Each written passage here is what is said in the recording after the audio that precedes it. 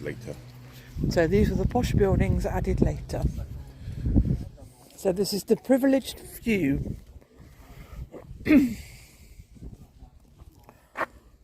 That used to live in these buildings.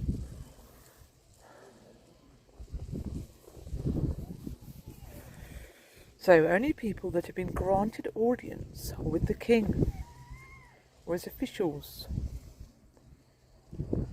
have entered this building. To your right. And climbed the stairs to an upper courtyard, and at upper level was the royal palace. Yeah, so the bit over there is the first bit built. And then look, the plane!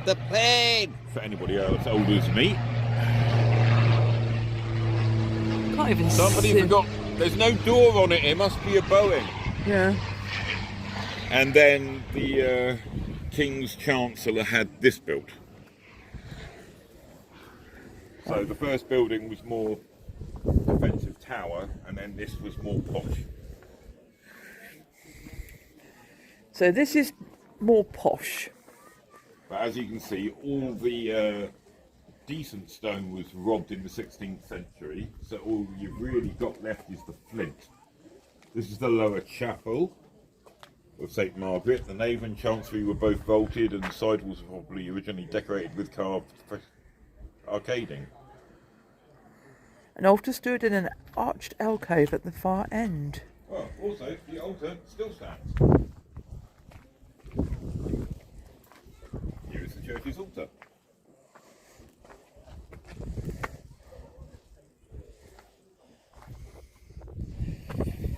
Yeah, you can see, can't you, that it's really just... Okay. Okay, this is what, as we said, the walls have been robbed of their flat stone. This is remaining flat stone. So if you see the difference between what it would have looked like and what was left behind when people stole it, now this was likely to have been whitewashed and then decorated. If you look at a lot of films, they seem to think that the medieval time was full of brown. The peasants, their clothing, yes, it would have been muted colours, but this, they would have had bright reds, they may even have golds and blues and everything else. Yeah.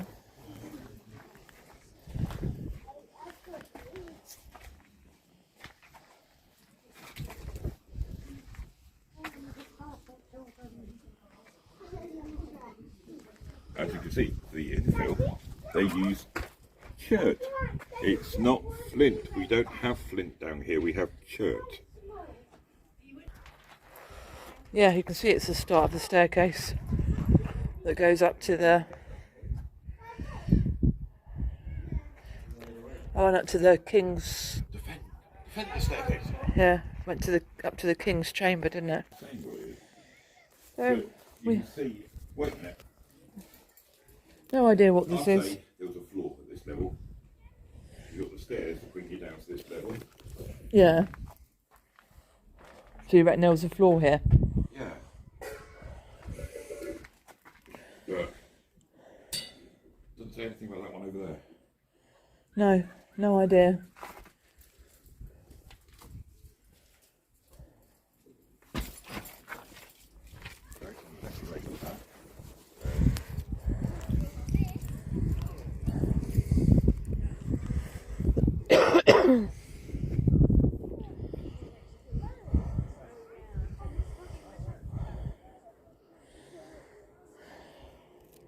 Henry VIII said, no, I don't want to go there anymore. It's too expensive, it's out of the way, get rid of it. So William the Conqueror built it, and Henry VIII gave it to Thomas Thomas Compton and told him to demolish it for building materials because it was claimed that it was a desolate, barren place and would never be made habitable.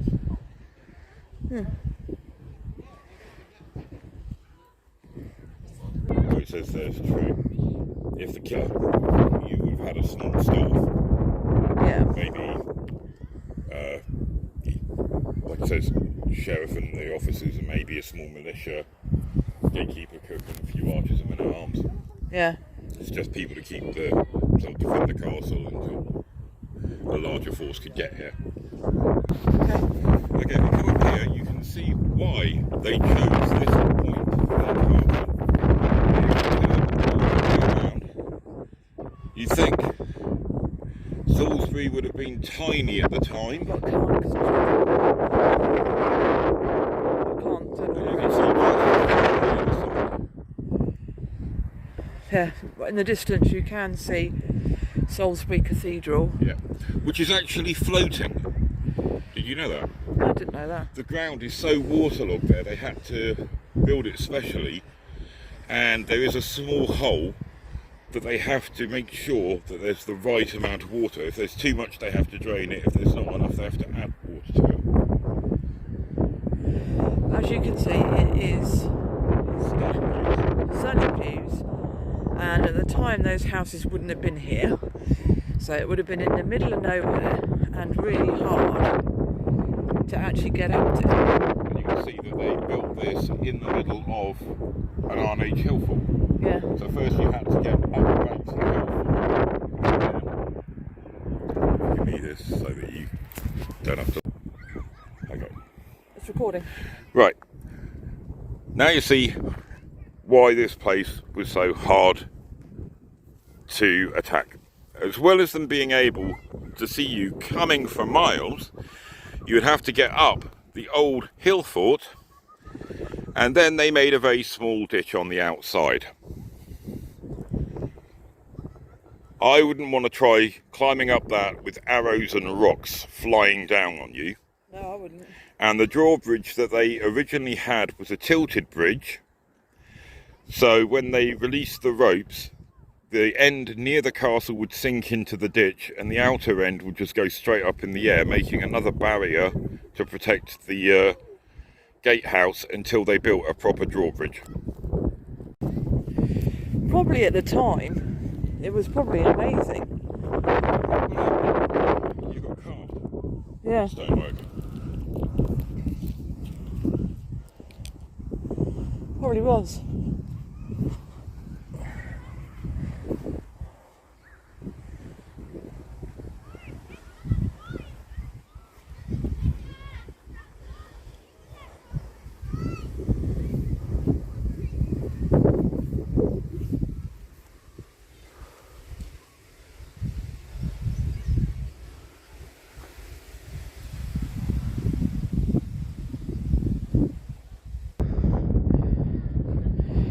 So in the 13th century, changes in their place, and they needed to have another great tower, which means they had to have another hall. And it was probably built for King John about 1201 or 1208. It mainly been used as a courthouse, but it was also used for entertaining, kitchen, bakery. And it was Gothic style, and it had to contrast with the other buildings of the castle, and it was properly maintained. Needed a repair by 1247, and in 1307 the roof fell in. So there might be bits of ground in it. The original defensive building. Yeah.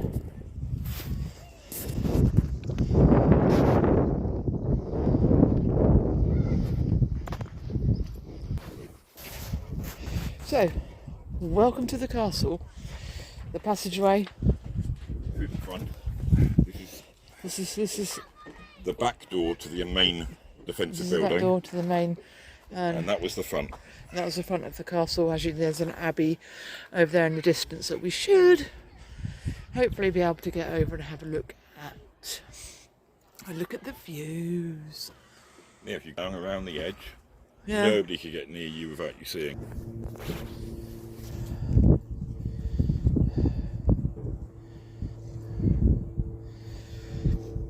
So this is a private chapel for the king, and later Henry VIII. So Dressing room, toilet also contained his treasury.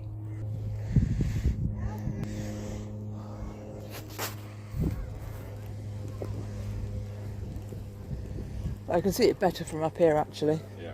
The Abbey. Right. We're actually at the moment in the basement of the Great Tower.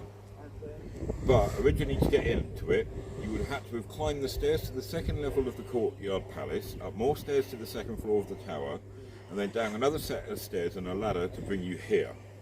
It was a two-part storage basement when the new courtyard was built in 1130. This part may also have been used as a prison, since it was the most secure place in the castle. Wow. In this way, the Norman word donjon, meaning a lordly house, turned into dungeon, meaning a prison.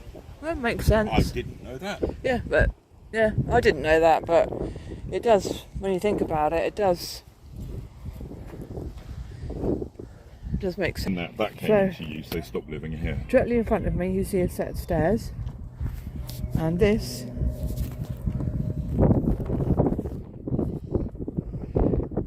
was what they led up to. The King's Great Tower. Which went out of use when the posh bit was built in the courtyard. Look at that tower. Look at that. Isn't that gorgeous? Imagine living in something like that. Heating bills would be astronomical. Yeah, they would. But it's beautiful, isn't it? Can you imagine what it'd like? As you can see, all the way around the outside of the hill fall, Yeah. they had a curtain wall. Yeah. Oh yeah, and there. They had like two. Yeah, so basically you've got killing ground between your two walls. Yeah. Very, very well protected. Oh yeah. Oh, that's one thing the Normans did know how to do when they came over. Yeah. That's the Abbey ruins over there.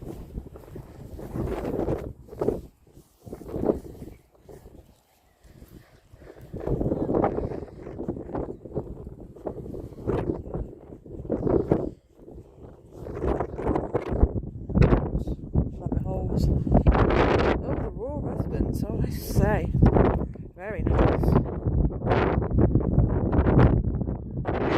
Very nice.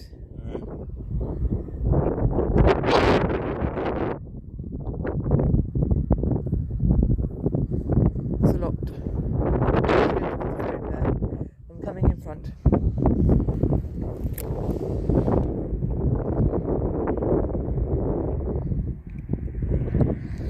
Oh, so that was the guard rope. Those two oh, they were the guard. Pits. Oh, you thought they were, didn't but you? But if you look, it's very Roman. Yeah, it is style. very Roman. Yeah, it is very Roman.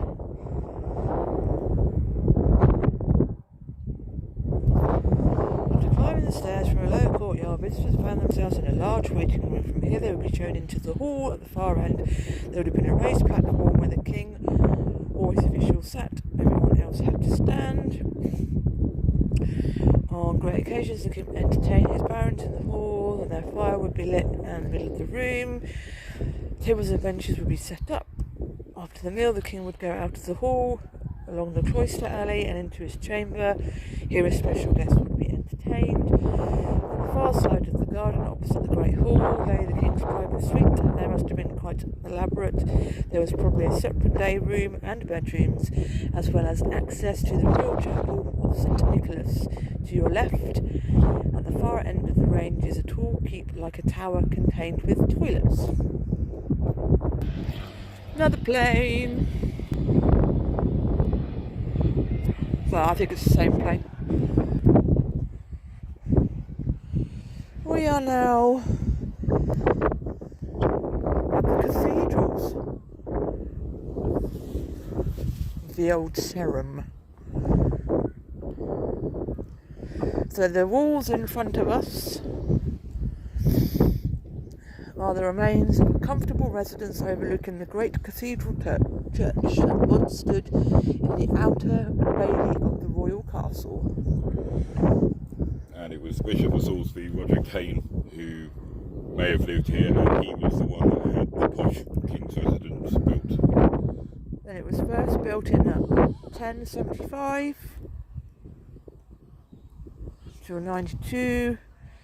5 days after that, it was consecrated. Is that right? It was damaged in a storm and had to be repaired. The cathedral was rebuilt on a much larger scale by Bishop Roger in about 1120 to 1130. Inside the cloister was a garden, and beyond the garden was the official residence of the bishops of Salisbury. By 1250, both the cathedral and the place had been demolished, leaving only the foundations you see today.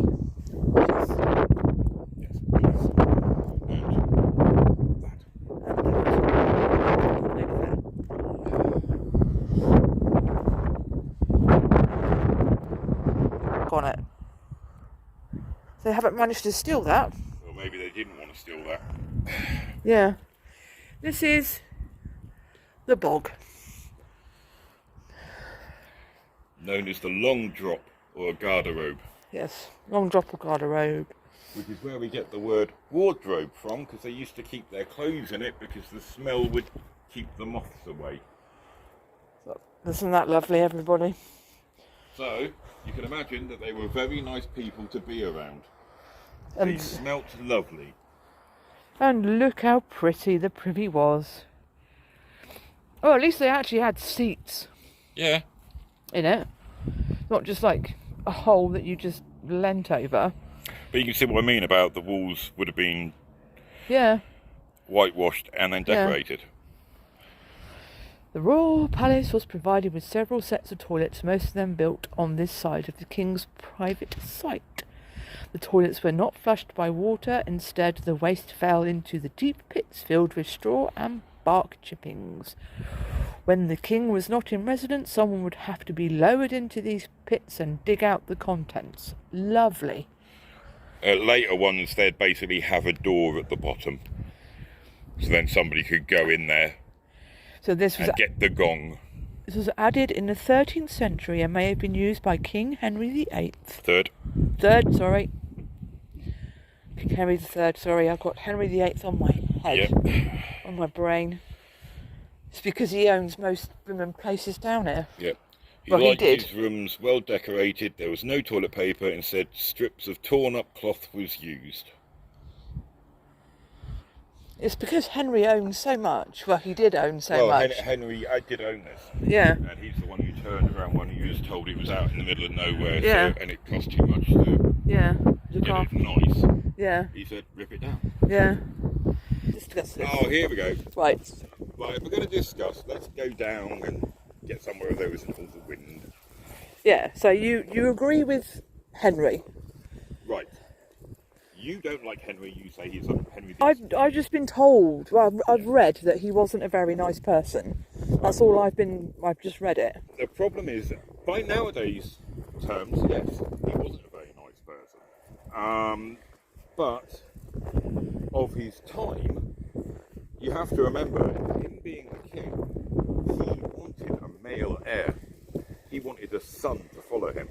Yeah, there's a hole there. And his wives weren't producing them. No, they weren't. So he had to find some way of getting around that. The Pope wouldn't allow divorces. No. So anybody who is a member of the Church of England, thank Henry, because he created it. So he could have divorces. But then the wives were still around. And somebody could raise an army and say, well, we're fighting for the Queen. So, yeah, this is why some were killed, some weren't killed. And, to cap it all, it ended up with a fight between his daughters on who was going to become the ruler. And Queen Elizabeth I won out in the end. The Virgin Queen. Yes, she was known as the Virgin Queen, actually. Played by Miranda Richardson in Blackadder. Yes.